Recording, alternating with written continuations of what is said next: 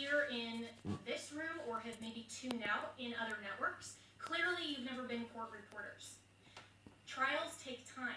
Putting on evidence takes time. This is basically an opening statement so the American people can understand what the networks have been hiding and what they refuse to cover, because all of your fake news headlines are dancing around the merits of this case and are trying to delegitimize what we are doing here.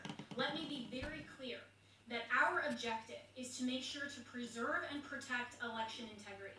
President Trump has been saying from day one that this is about maintaining free and fair elections in this country.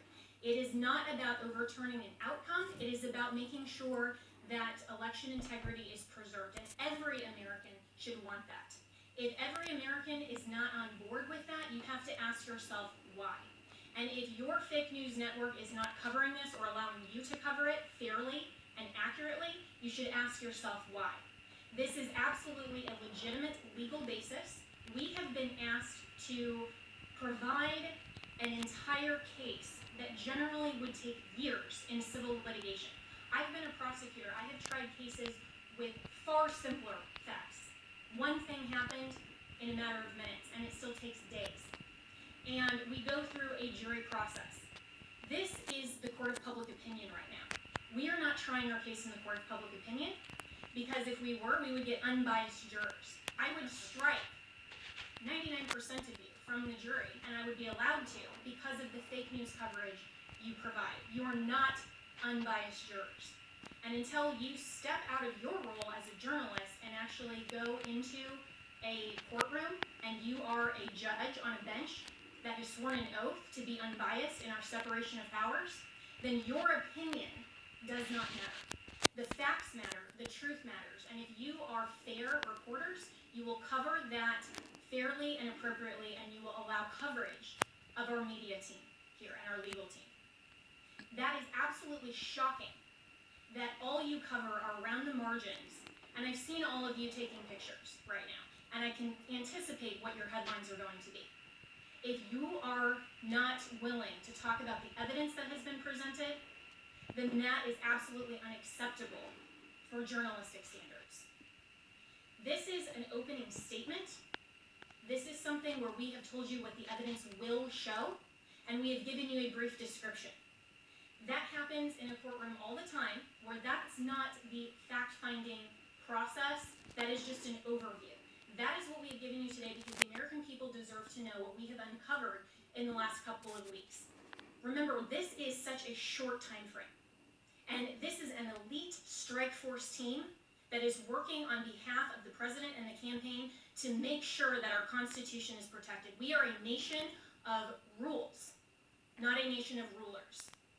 There is not someone that just gets to pick who the next president is outside the will of the American people.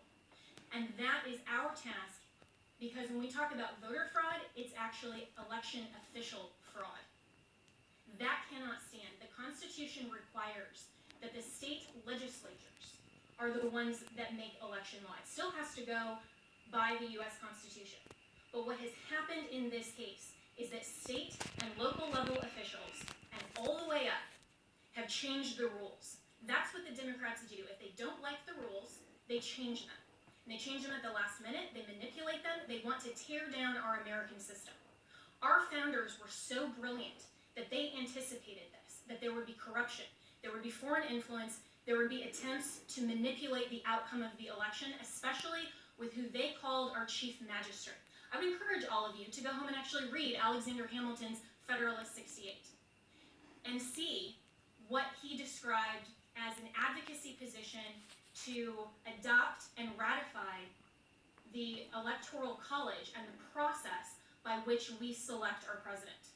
We select our president through the Electoral College not because it disenfranchises voters, but because it is a security mechanism for exactly the type of corruption that we are uncovering.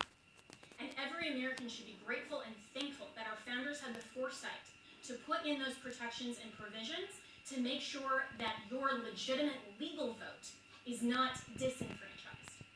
That is what we are advocating for. We want to make sure to protect election integrity, and your president, President Trump, we are so proud that he is in this fight, because he understands that when he swore swore his oath of office, he swore an oath to uphold and defend the United States Constitution.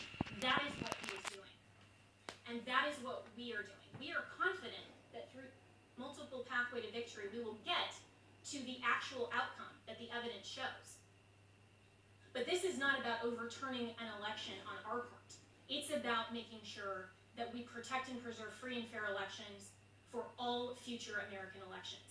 If the United States caves to corruption or this type of election integrity disaster, then no election will be secure from here on out. And we all need to be keenly aware of that.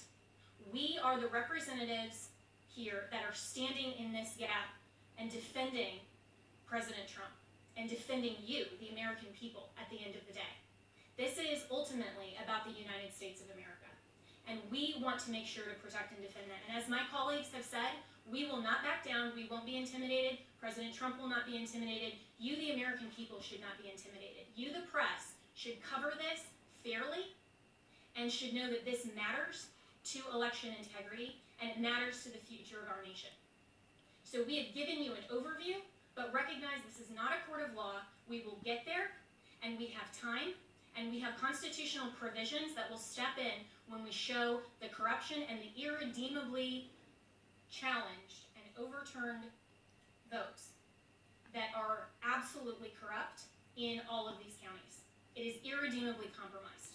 We will show that, but you have to give us that opportunity. This has been just our opening statement, and we have an opportunity to get there, and we have time, and we will do that. This is the United States of America, and we stand proudly for President Donald J. Trump. Thank you.